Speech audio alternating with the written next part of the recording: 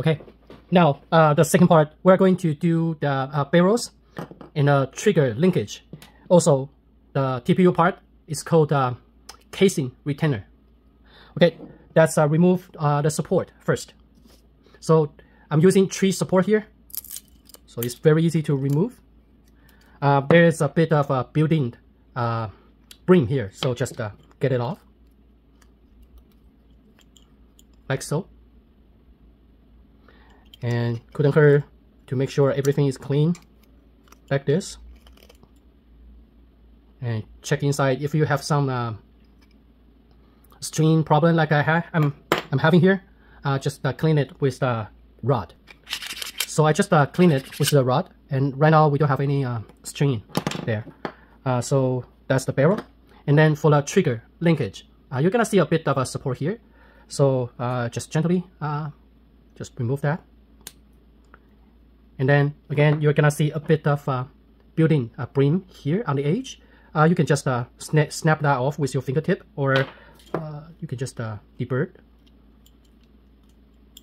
So for this part, it's very important to double check if you have any elephant foot here. If you got a serious elephant foot problem here, chances are you're gonna have a sticky trigger. So it's important to double check, or couldn't hurt to debird the edge here. Just debird where it touches the build plate, and that's it. Okay, so this is done. And then just for the last part here is the casing retainer, the TPU part. Watch that, you got 2 circles on the edges, right? So that's for the ease of print, because I do need to have this part print this way.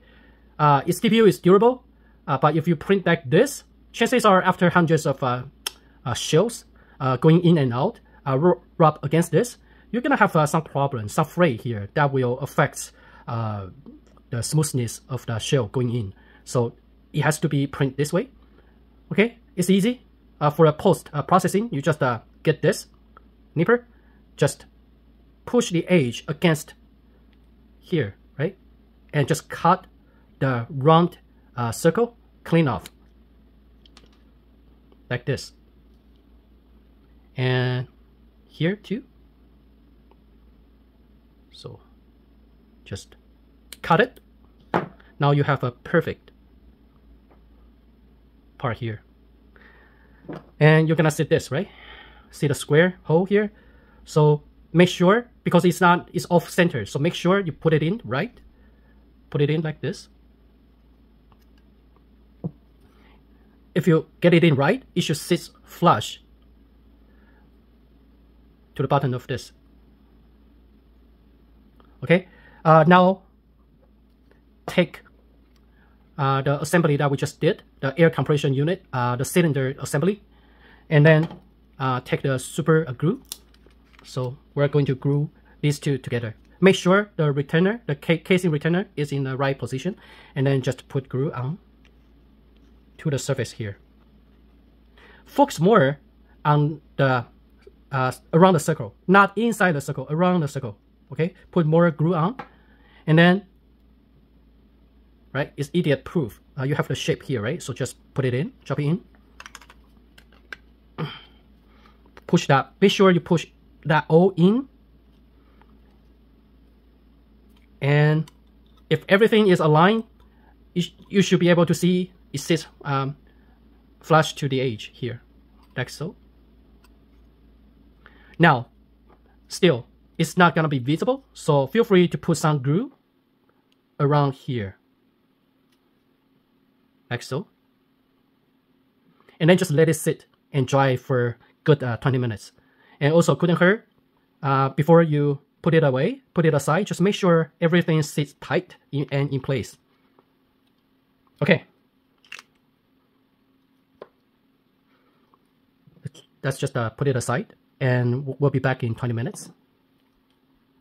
Okay, I'm back. So now we are going to work on the trigger linkage. So just drop in one of the shorter spring, just drop it in here. If we snap in pretty good and then stay in place, or we can also put a tad of super glue here, and then just drop it in, like so. Okay, Though the super glue is not dry yet, I'm going to show it to you how to assemble these two. Okay, so notice that there is a triangle here. Make sure the triangle sign is facing down. So if you are holding the barrel unit this way, the triangle should be facing down like this.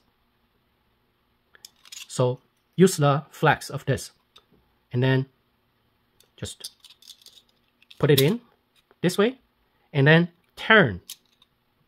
Easy enough, eh? Again, double check if the triangle here is facing down like this. Okay, it's done.